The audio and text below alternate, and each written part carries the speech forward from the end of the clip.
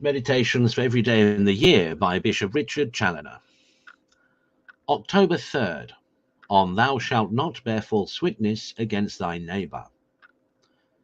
Consider first that by this commandment is not only forbidden all false testimony given in open court or before a magistrate against anyone, which is usually accompanied with another greater crime, vis-a-vis that of perjury or false swearing, if not with that of robbery or murder also, when false witness is the occasion of the loss of anyone's goods or life, but also all manner of private slanders and lies, and all other ways of injuring one's neighbour by words, either in his character and good name, by backbiting and detraction, or in his honour, by reproaches and affronts, or by taking away the peace of his mind by scoffs and derision, or by robbing him of his friends, by whispering and tale-bearing, or by promoting misunderstanding and quarrels between him and his neighbours.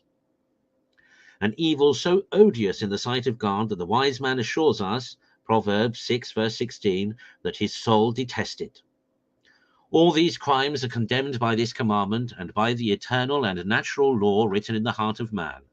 All of them are directly opposite both to charity and to justice, and to the great rule of life, not to do by others what we would not have them not to do by others what we would not have them do by us. They all bring with them a strict obligation, even under pain of damnation, if the injuries have been considerable, of making restitution or satisfaction. And yet how seldom is this put in practice? Ah, how common are these injustices of the tongue, and how dreadful are the consequences of them, both in time and eternity.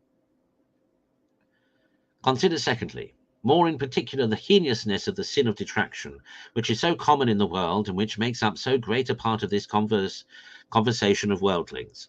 And yet at every blow, says St. Francis de Sales, it gives 3 mortal wounds. First, to the soul of the detractor, then to the reputation of the person detracted, and thirdly, to the consciences of the hearers, by drawing as many of them into sin as are delighted with hearing the detraction, and much more if they encourage it and contribute to propagate it by publishing it to others. The detractor himself is like a thief or a robber who takes away his neighbour's character or good name. Yes, he is so much worse than a thief or a robber, as a person's character or good name is more valuable to him than his worldly substance, which he is in danger of losing when he loses his character. Now, in matters of theft or robbery, 'tis commonly said the receiver is as bad as the thief. So in matters of detraction, he that hears the detractor, whilst he is robbing his neighbour of his reputation, is like the receiver, and partakes in the guilt of the robbery. And are Christians aware of this? Do they examine their conscience upon this head? And yet their souls are here at stake. Oh, how few detractors or tale-bearers would there be if men were once made sensible that their unjust and uncharitable discourses were disagreeable to their hearers.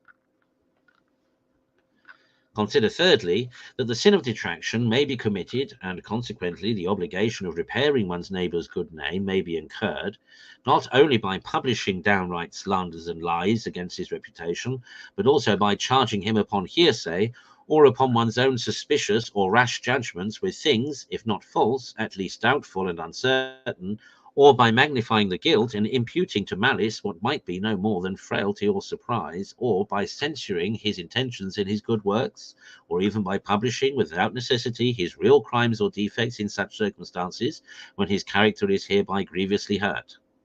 Because in all these cases, one does not only sin against charity, which obliges us to love our neighbours as ourselves, but also against justice, by violating the right our neighbour has, that his good name should be preserved as long as he has not forfeited it by any public crime.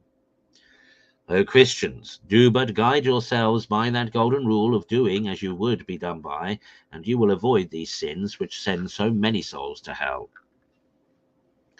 Conclude, to examine yourselves well upon the subject of the sins against this commandment, that you may not be imposed upon by the too common practice of those who live and die with little or no remorse under the guilt of the daily breach of this divine law.